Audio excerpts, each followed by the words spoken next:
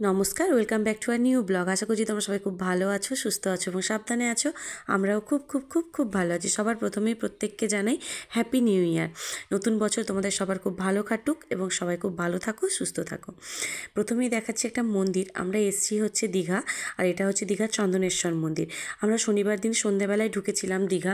একদিনেরই জন্য ছুটি পাওয়া গেছে। সুদীপ্ত অফিস থেকে এসছে আগে, বিন্দির বাবা অফিস থেকে আসার পর তারপর আমরা বেরিয়েছিলাম।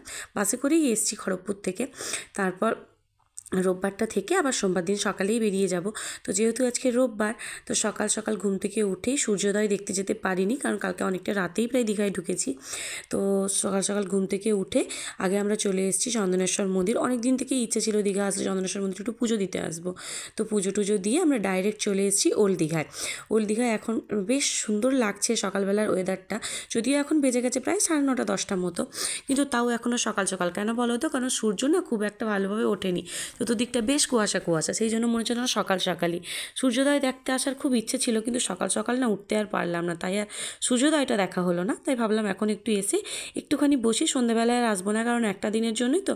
সন্ধ্যেবেলাটা নিউ দীঘাতে একটুখানি ঘুরবো, ওখানেই বসবো, দেন রাত্রেবেলা একটু খাওয়া দাওয়া করে রুমে চলে যাবো। পরের দিন সকাল হলেই আবার বাড়ি যেতে হবে, কারণ বেশি ছুটি পাওয়া যায়নি। তো এখানে এসে একটু বসলাম। বেশ ভিড় দীঘাতে আজকাল দেখেছি, সবসময় ভিড়। আমি গতবারেও যখন এসেছিলাম তখনও প্রায় সপ্তাহের প্রথমের দিকে এসেছিলাম, তখনও ভিড়, আর এবারেও সপ্তাহের শেষেই এলাম, শনি রবিবার, এখনও ভিড়। আজকাল না দীঘাতে সবসময় ভিড় থাকে। কেন বলো তো? হাতের কাছে না খুব ভালো একটা পর্যটক কেন্দ্র হয়ে উঠেছে, কারণ সব মানুষই চায় কম সময় এবং তাড়াতাড়ি গিয়ে তাড়াতাড়ি ফিরে আসতে পারবো এরকম জায়গায় যেতে।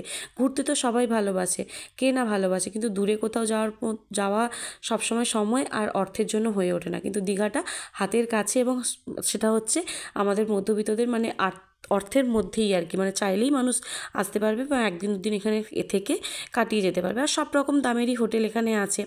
তো যাই হোক, আমরাও একটুখানি ও বিচটা ঘুরলাম, ঘুরে টুরে নিয়ে একটু ব্রেকফাস্টও করেছি, এখানেই খেয়েছি। খেয়ে তো তোমরা দেখতেই পেলে, বিন্দি খেলে হচ্ছে কী বলে গোলা, আর এখন আমরা খাচ্ছি হচ্ছে খেজুর রস। খেজুর রসটা বেশ মিষ্টি, খুব ভালো লাগলো সকাল সকাল ফ্রেশ খেজুর রস খেয়ে। আর এটা হচ্ছে আমাদের হোটেলটা যেটাতে আমরা আছি। হোটেলটা খুবই সুন্দর, এটা 4 তলার একটা হোটেল। হোটেলটা এত সুন্দর, প্রত্যেকটি স্টাফ এবং এখানকার খাবার, আমরা এখান থেকেই লাঞ্চ নিয়েছিলাম দুপুরে, এবং রাতের ডিনারটাও আশা করি এখান থেকেই নেব। দেখা যাক, হয়তো দামটা একটু কস্টলি, কিন্তু খাবারগুলো না খুব সুন্দর, এবং প্রত্যেকটি খাবার সার্ভ করার টেকনিকটাও এত সুন্দর, যেটা আমার খুব মন ছুঁয়েছে। আর হোটেলটা দেখতেও খুব সুন্দর, ভেতরটা বাইরেটা প্রত্যেকটাই, মানে পুরোটাই খুব সুন্দর দেখতে। বাইরেটা তো খুব সুন্দরভাবে সাজানো আছেই, আর ভেতরটাও খুব সুন্দর। গেটটা খুলে ঢোকার পর রিসেপশনে যাওয়ার আগেই এই যে বাঁদিকে যে কর্নারটা করে রেখেছে, যেটা না এত মন ছুঁয়ে যাচ্ছে, যেটা খুব সুন্দর। এত সুন্দর একটা কৃষ্ণের মূর্তি দাঁড় করিয়ে রেখেছে, আর সারাক্ষণ অনবরত একটা হালকা মানে মিউজিক চলছে, একটা হালকা, একদম খুব হালকা সাউন্ডে, যেটা আরও সুন্দর। মাঝে মাঝে বাংলা গান চলছে, সেটাও খুব সুন্দর লাগছে। এখানে এত হোটেল রুমে এত স্টাফ, কিন্তু এত লোকজন ঘুরে ফিরছে এবং এত মানে ট্যুরিস্ট আছে, কিন্তু কারোর মধ্যে কোনো আওয়াজ নেই, কোনো চিৎকার চেঁচামেচি নেই। এবং হোটেলের এটাও খুব সুন্দর, সুইমিং পুলটা, যেটা আমরা দিনের বেলায় নেমেছিলাম, কারণ বিচ সমুদ্রে আর যাইনি, কারণ বিন্দির বাবা সমুদ্রে নামতে চায় না, আর বিন্দিকে নিয়ে আমি একা নামার আর সাহস করতে পারলাম না, কারণ বিন্দিরও জল আমার মতো খুব পছন্দ, ও খুব জল ঘাঁটে, সেই জন্য আর সমুদ্রের বিচে নামিনি। তো যাই হোক, তোমরা দেখতেই পাচ্ছ আমরা চলে এসেছি সন্ধ্যাবেলা একটু ওল্ড দীঘার বিচে।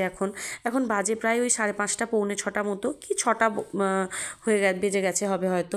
আর এই গাড়িগুলো এত অ্যাট্রাকটিভ না, আমার নিজেরই এত ভালো লাগছে, এত লাইট জ্বলছে, এত অ্যাট্রাক্ট করছে। তো বিন্দি তো সেখানে ওখানে চাইবেই বসতে, তো এটা নিচ্ছিল বসাতে 50 টাকায় 2 রাউন্ড আর 100 টাকায় 5 রাউন্ড। আমরা 100 টাকার রাউন্ডটাই নিয়েছি। তো একটু বসে একটু ঘুরে নিক, আর তোমরা চলো একটু আশপাশটা দেখে নাও।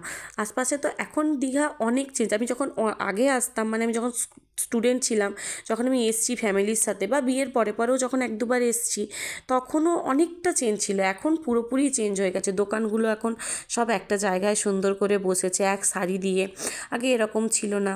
আর আগে দীঘা অবশ্য অনেকটা ফাঁকাও থাকতো, এখন যেমন সবসময় লোক, আগে এত লোক দীঘায় থাকতো না। তো বিন্দির গাড়ি চড়া হয়ে গেছে, আমরা এবার এলাম একটু সি বিচে বসবো। এখনও অনেক সময়, একটুখানি ইচ্ছে আছে 9টা সাড়ে 9টা পর্যন্ত বসে তারপর চলে যাবো। একটু মাছ খাবো, তারপর একটু বাদাম ভাজা খাবো। এই সি বিচে বসে সন্ধ্যেবেলায় বাদাম ভাজা, একটু গরম চা খেতে বেশ ভালোই লাগে। তবে সি বিচে দুধ চা থেকে লেবু চাটা বেশি ভালো লাগে, তাই না? আমার তো খুব ভালো লাগে। তোমাদের কোন চাটা খেতে ভালো লাগে সি বিচে বসে, সেটা অবশ্যই ঝটপট আমাকে কমেন্ট সেকশনে কমেন্ট করে জানাও তো। আমার কিন্তু পছন্দ বাদাম ভাজার সাথে লেবু চা। তোমাদের কোন চাটা ভালো লাগে?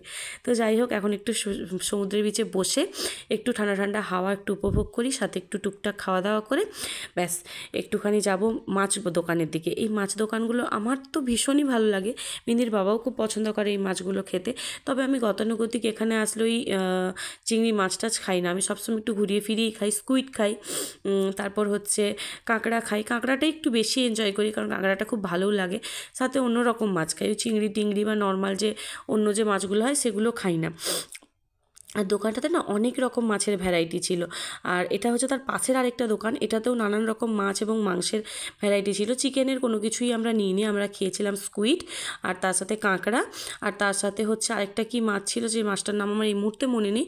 ওই মাছটাও খুব সুন্দর, ওটা হচ্ছে ফ্রাই করে দিয়েছিল, মানে বেসনের ব্যাটারে ডুবিয়ে, খুব সুন্দর লাগছিল খেতে। তো যাই হোক, চলো আজকের মতো এই ব্লগটা এখানেই রাখছি। যদি আমার এই ছোট্ট ছোট্ট ব্লগগুলো তোমাদের দেখতে ভালো লাগে, তাহলে অবশ্যই কমেন্ট সেকশনে কমেন্ট করে জানাবে। আমার ইউটিউব চ্যানেলটাকে সাবস্ক্রাইব করবে, সাথে ফেসবুক পেজটাকেও ফলো করে রাখবে।